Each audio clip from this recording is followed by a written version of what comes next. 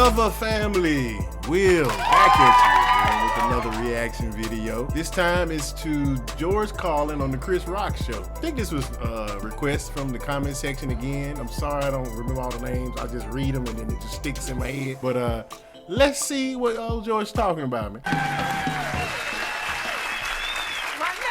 Has been doing comedy for over 40 years. He's done 10 HBO specials. He has a best-selling book called Brain Droppings. Please welcome George Carlin.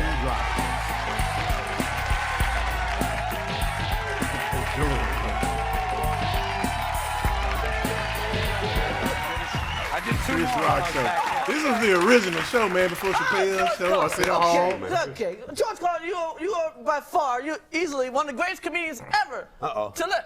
All right. Easily. Okay, I'm gonna go with that. Okay, yeah. You know, people take it for granted in a sense. Yeah. You know what I mean? Now, because like you and a guy like say Cosby, because you've always been doing it forever, and like, do you feel that say like if you had some crazy tragedy in your life, people wouldn't take you for granted? Because like Pryor burnt up. Yeah. Lenny Bruce died, Kennison died, and you're like right here chilling. The penalty of living. The penalty of living. Yeah. Well, you know what happens? A lot of people say, "Hey, how you doing? How you been? I love that stuff. 1972, I saw you." And I'm like, "Oh yeah, well, last 25 years, been some more." And I bring them right up. I say, "You watch HBO? Did you get the book? Do that, and then we'll talk some more in the airport." You know. But yeah, you do want people to know the accumulated record. You know, not just a spotty little this and that. Yeah, because people are like Carlin. Yeah. Yeah.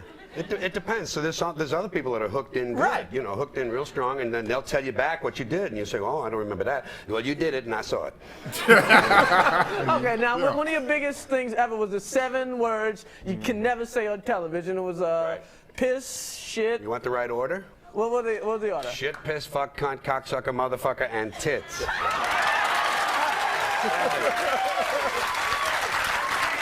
clapping for him. They're clapping. Said fuck twice. I know. Motherfucker shouldn't count because it's a derivative of fuck, but I put it in anyway. Yeah. Because when you put mother and fucker together, it's just... It's a better word. Yeah, nothing's faster than a motherfucker. That's right. Nothing jumps higher, nothing stronger. Now, it's weird. Now you can say tits now a little bit. Yeah, a little bit. See, that's just it. Oh, you say tits all the the time. interesting thing was you couldn't say tits, but you could say bazooms, you could go like this, you could say knockers, you could say knobs, but tits, and it's a cute word. You can say because tits are cute. They sound like a But they won't let you say titty. No. It's a strange. You know why I have all that inconsistent stuff? Because it's all bullshit. It's all bullshit to start with. They can talk about fucking. You can talk about fucking. You can say, you're gonna, and everybody goes, I know what he's talking about. Or in the newspaper they can say F ... Well, everybody knows what it means, so the thought has been conveyed, and that's all language is. And you go, I don't say fuck. It's a family newspaper. How do you think the family got started? Fucking. Exactly. That's what it is. They started preaching on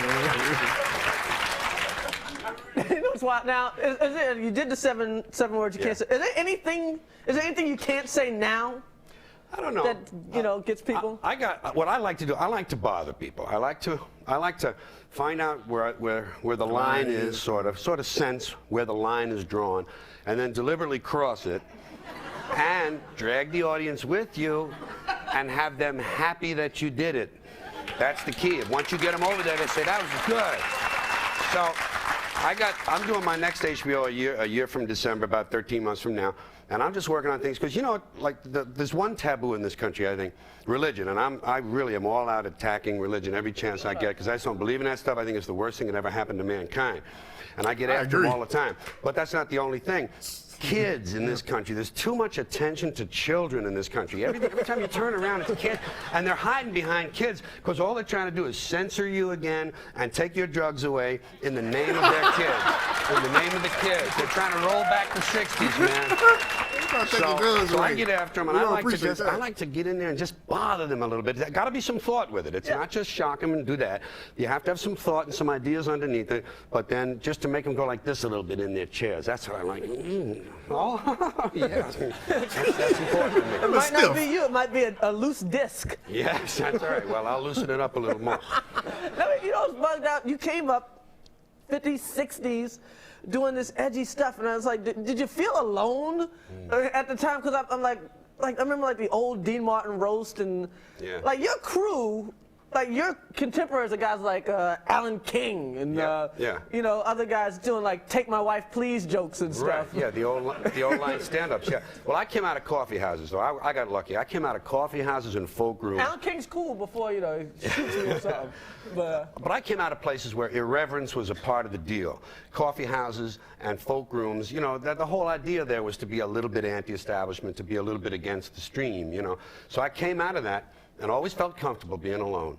Always felt good as a kid. Loved it when my mother didn't come home on time. Boy, I'd say, oh, this is nice, man. I'll make some spaghetti and listen to the Lone Ranger, you know. To be alone is good. And I never really took part in show business. I'd show up. I didn't really contribute, you know, like they'd put me in the bunny number. You had to do the variety shows and they get you in the bunny number at the end.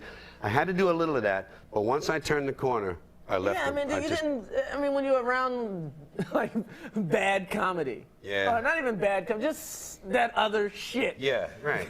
That big lane thing. There's this thing you do, and then there's that other shit. That's right. And I lived through, listen, the hardest years of my life were the 3 or 4 years when I was doing straight mainstream bullshit television shows because I thought I wanted to be like a Danny Kaye or something. My dream from a kid was still like that. I wanted to be in the movies and go like this for people. And I didn't know that my head, like this? I didn't know my head was different. I didn't understand that. I thought if I thought about it at 9 years of age, it must still be valid when I'm 21. But it wasn't. And I finally, boom, that clicked in from the acid. Thank God for acid. Acid woke her up. What a hot day. So all that hard work stuff is bullshit. Well, it don't hurt. Acid. Somebody give me some acid right now. Man, that's You all know, it takes. I got people around here to get me shit, but no one ever gets me acid. If you're, well, I'll tell you this. That's why they put it on that list of bad drugs, because they know it opens up the mind. It can be dangerous. I ain't saying it's not dangerous in some way. You take too much, take the wrong kind. And where do you get your acid from? I don't. That's what's nice. Because I want the good stuff. I don't need it anymore because okay. it's a self-limiting drug. It's the kind of drug that you take it a few times and it tells you that's enough. We're cool. Now we're happening, and that's what happened to me. As opposed to Shit like this and shit like that. And, like this? yeah. Well, sometimes you shoot up directly in the neck to get it to your head quicker. Or so you hear. Yeah. Oh, so you hear. That's what somebody told me. What I had heard. In the neck? Well, the temple would be quick, wouldn't it? Right in the temple. No waiting, no delay. I never did shoot up, so I'm just talking shit. Oh, yeah. I never did. No, I grew up in a neighborhood with plenty of smack in the 50s and never got to the smack. The grass was enough. Boy, I'd get some of that grass and a couple of beers and just lay back and wonder why those guys were puking. That's all I needed. No, I never did shoot up. Never did use it. Now, what's the worst thing that happened to you? What was it like just opening up? What you know? I never heard the George Carlin horror stories. Well, I did an awful lot of cocaine during the 70s. When I did that stuff, I did tons of it. Yeah, tons. Yeah, well, you knew that shit. And I just would get out there, and my jaw wouldn't work, you know? You know how locked up? Yeah, I know crackheads whose jaws You don't don't work. need to do that. Like that, man. And Jaw you know locked what up, you're it's time thinking to is stop. good. Fortunately, they liked me, and they would wait, you know, for my mouth to start working. But I don't have any of those. I'm not one of those guys that has a story. You know, like every comedian, like these old guys, especially you meet, and they say, you mention a name, and they say, oh, let me tell you about Al Jolson. And they got a story for everybody. I got no stories because I don't remember a goddamn thing, man. All that acid, homie. Thank you very much. Sure, man. my pleasure. Thank you, man. Hey, man. Hey, I like George Carlin. He's a very knowledgeable person, you know what I'm saying? I'm gonna have to check out a lot more of his stuff. He seemed to be a very, very wise man. Hey, but y'all let me know what y'all thought about that in the comment section below. And if it's your first time visiting us, please hit that like button, hit the subscribe button, share this wonderful, wonderful channel out to the world. Don't forget to hit that notification button so you'll be notified when new videos drop. Shout out. I eat pears now and shit like that. Shout out to all the parents. Shout out. What? Hey, this shout out comes from our Gabriel Iglesias gift basket reaction from JCS a dog. JCS a dog, I don't know. He has a third racist gift basket story if you don't know. Really? Okay. Somebody drop that link in the comment section if y'all know where it is. Thank you for that, JCA dog. And thank you guys for watching. Until next time.